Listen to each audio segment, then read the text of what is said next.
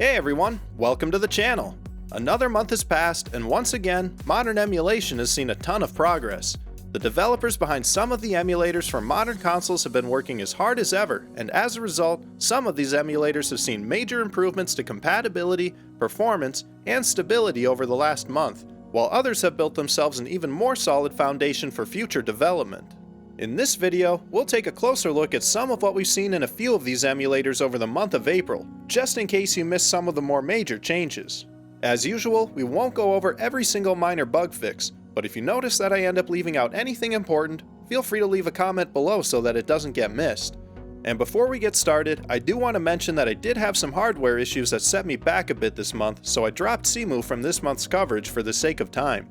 No slight to them, as they've done some incredible work in April, but their progress is covered pretty thoroughly on YouTube as it is, and they put out great changelogs with each release. That said, I do still intend to cover Cemu going forward, as well as a couple of other emulators that I haven't included before, so stay tuned and get subscribed to my channel if you want to stay up to date with modern emulation. Jumping right into PlayStation 3 emulation, RPCS 3 got a big update last month in the form of a shader interpreter. This Uber shader does away with generating shaders on the fly, and instead interprets microcode directly from the emulated PS3's GPU in order to render visuals. The goal of this feature is to provide a much more seamless experience, as it prevents objects from popping in like they normally do while using the existing asynchronous compiler. This is very much a work in progress, so in general, don't expect to see great performance while using the interpreter just yet, and do expect to see quite a few graphical glitches if you decide to try it out. You can also use a hybrid version of the interpreter, which will still rely on the async compiler for shaders that are already in your cache, while using the interpreter for any new shaders encountered during gameplay. April also saw a fix for PS1 Classics, which would not boot while using the SPU LLVM recompiler due to a regression in March. That's right, if you didn't already know, the PS1 Classics that are available on the PlayStation Store can be played on this emulator with varying degrees of compatibility. And thanks to this update, they can once again be enjoyed without being bottlenecked by the ASYMJIT recompiler. There was also a new GETLAR technique employed last month, which increases performance quite a bit for Ryzen users in games that benefit from having accurate GETLAR enabled to prevent crashes, like Dead to Rights and the Yakuza series. Controller support was expanded a bit last month as well, allowing for even more peripherals such as the LEGO Dimensions Portal and Rock Band drum controllers to work with this emulator. Compatibility has also improved over the last month. For starters, Tales of Exilia no longer crashes with a ton of DLC installed, so thanks to this and some other fixes to this game over the last couple of months, it's now working properly with VBlank set to 30. In addition to this, Resistance Fall of Man was confirmed to be playable thanks to the same update that fixed collision detection in Ratchet & Clank back at the end of February. There is a bug that caps this game at 33 frames per second when you increase the VBlank rate. It's not a major issue since this game runs at 30 frames per second natively, but hopefully it will be fixed soon so that this game can be enjoyed at 60 frames per second or more. And if 2 exclusive titles isn't enough for you, Little Big Planet has also been confirmed to be playable after a fix to some physics in early March, although there are still some issues on Turing GPUs, and the disk version needs to have all of the updates installed in order to work. Moving along, original Xbox emulation also took some big steps forward this last month, starting with CXBX Reloaded gaining absolute memory control after 2 years of hard work.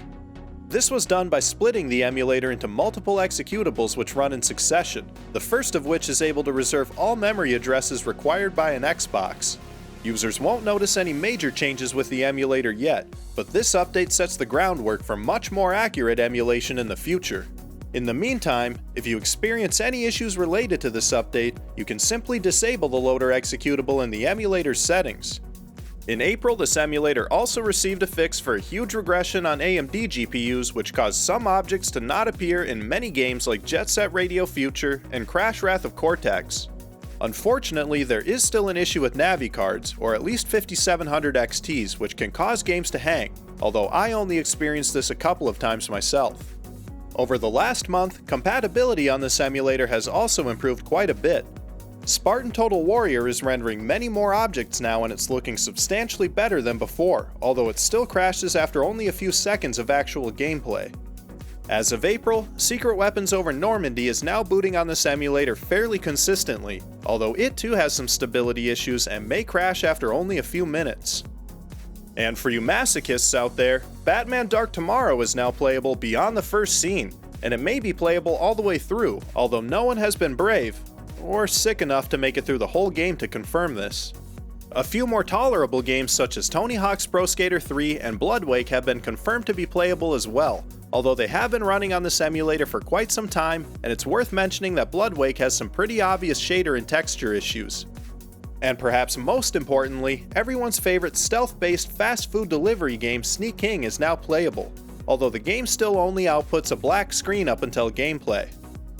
This emulator also just received a big graphical update in May, so be sure to check out CXBX Reloaded and stay tuned to my channel for a video exploring this a bit more. Moving up to the next generation, the Xbox 360 emulator Xenia had a lot of work done behind the scenes over this last month. Some of this was to polish up the addition of a persistent shader cache in March. For example, Xenia now logs errors when failing to create a storage directory for shaders or the shader files themselves. There was also some cleanup to the SDL implementation, which fixed a bug that caused games to be capped at 58 frames per second while using SDL input or audio. In addition to this, there was plenty of code that was rewritten throughout April to help make development for Linux easier going forward.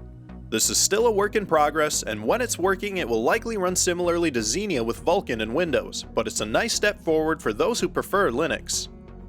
On top of this cleanup, a permissions error was fixed that prevented some Xbox Live Arcade games such as Neo Geo Battle Coliseum and Fatal Fury Special from getting through the main menus. However, most games affected still have issues with graphical output or simply crash before getting into gameplay. And speaking of arcade games, Peggle 2 is now working thanks to the addition of a dummy MAC address to Xenia. This may also affect other titles, but Peggle is the only one noted so far. As for exclusive titles, Viva Pinata is also looking much better thanks to an update which fixed some textures in this game and possibly others as well. However, it does still crash early in the game, so it's still not playable yet. As for Xenia Canary, this version has more or less been stagnant for the last month or so. Some of the updates we've seen to the master version over the last couple of months have required a lot of major changes to this emulator's code, and the devs just haven't had much of a chance to shift their focus and merge all of them into the Canary build. There are still some contributors who have shown interest in Canary though, so we'll just have to keep an eye on this for more signs of life in the future. Switch emulation has seen a ton of progress over the last month, and Ryujinx has seen more than its fair share of improvements. This emulator has seen a lot of little enhancements to the UI, such as the ability to search your games list, as well as a loader which makes enabling and disabling updates a snap. Along with these improvements to the user interface, there were also some major compatibility improvements throughout April. For starters, Astral Chain is now in-game, and although performance is still pretty rough, it can be run at somewhat playable speeds on higher-end systems. It's looking great too thanks to an update that fixed corrupt textures in this game and possibly others as well. Ryujinx also saw some improvements to shaders last month, which fixed some objects which weren't rendering correctly at all distances and angles. This fixed a few things in Mario Kart 8 like some of the sparks while drifting, as well as the lasers in Bowser's Castle. It also fixed some of the terrain in Fire Emblem, as well as Fire in Footprints in Animal Crossing. Speaking of Animal Crossing, a few additions to the mainline build have made this game playable without using the custom build. This means you can now enjoy this game while taking advantage of all the features in the main build, such as the new system clock setting, which is now available for all your time traveling needs. Smash Ultimate is also now in-game as a result of a fix for an out-of-memory error. It also got a fix for the flickering and broken animations in April, so some modes of this game are running decently on higher-end systems, although there's still some graphical issues, and it takes quite a while to smooth out due to the vast quantity of shaders in this game. Unfortunately, Ryujinx doesn't have a shader cache yet, but it is something that's being worked on, so hopefully we'll see this implemented in the near future. In the meantime, this emulator has already seen some great improvements in early May, and I'm really looking forward to covering its progress in the next recap. And if those weren't enough improvements to Switch emulation, the mainline version of Yuzu also saw some major updates in April, such as a fix for the softlocks in Pokemon Sword and Shield. The issues with certain animations and not being able to run in tall grass have also been fixed, and performance has been improved quite a bit on both graphics backends, so these games are fully playable on this emulator once and for all. It turns out that the softlocks were caused by a simple rounding error, and one small fix to only a few lines of code solved a ton of other issues as well. For example, audio is now rendering correctly in games like Fire Emblem, which also had some of its graphics fixed last month. Check it out!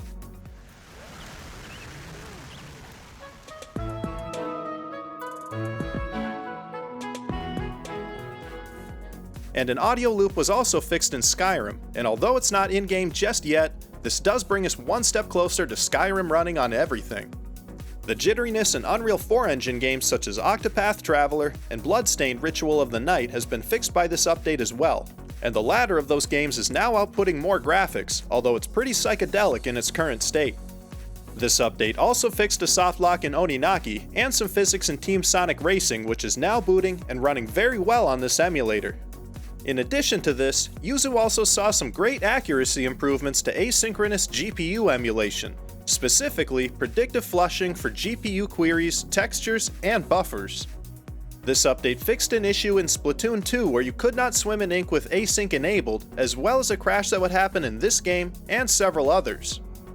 It also fixed flickering particle effects and white water in Breath of the Wild, so along with another update which addressed a regression causing memory leaks, this game is looking great and it's a bit more stable as well. On the subject of memory use and stability, a new virtual memory manager was implemented in Yuzu last month, so now games are using roughly half of the RAM that they used to. This allows for much better performance and stability on systems that don't have much RAM to spare, but just keep in mind that it's still not uncommon for some games like Fire Emblem, Breath of the Wild, and Super Mario Odyssey to use up 4 GB or more. One game that should be much more forgiving about memory consumption is Animal Crossing, as some buffers were implemented which prevent the high memory use previously seen with this game. This is great progress as this game wasn't even booting prior to April, and now it's in-game with the help of some mods. Although performance is reasonable on high-end systems, I do recommend playing this one on Ryujinx for now, at least until multi-core CPU emulation hits the mainline version of Yuzu. And of course, the soft locks have also been fixed in Smash Ultimate, so this title is running on the mainline version of Yuzu as of April. It's also been cleaned up by a few updates which cleared up the bright shader issue and allow this game to progress further through Adventure Mode, although this mode still only outputs a black screen. You can still expect some graphical issues, and performance can be a bit rough depending on your hardware, but it's great to see this one getting closer to being fully playable. And to top things off, Xenoblade Chronicles 2 is also now in-game on Yuzu, however it is still a bit of a mess. It looks a bit better on Ryujinx, but it's very unstable over there, so we'll just have to wait a bit longer for this one. Just like Ryujinx, we've already seen some great updates to this emulator in the first part of May, such as the addition of multi-core CPU emulation in the early access builds, which massively increases performance across the board. We'll take a closer look at this once it hits the mainline version, but for now, it's something to look forward to if you aren't a Patreon contributor. So that's just about every major update that we've seen from these emulators in April. Again, if you notice that I missed something, feel free to drop a comment below so that it doesn't get left out. Like I've said a few times now, we've already seen some incredible progress just in the first week and a half or so of May, so if you enjoyed this recap, be sure to get subscribed to my channel so that you don't miss the next one. Otherwise, thanks for watching, and I'll catch you in the next one.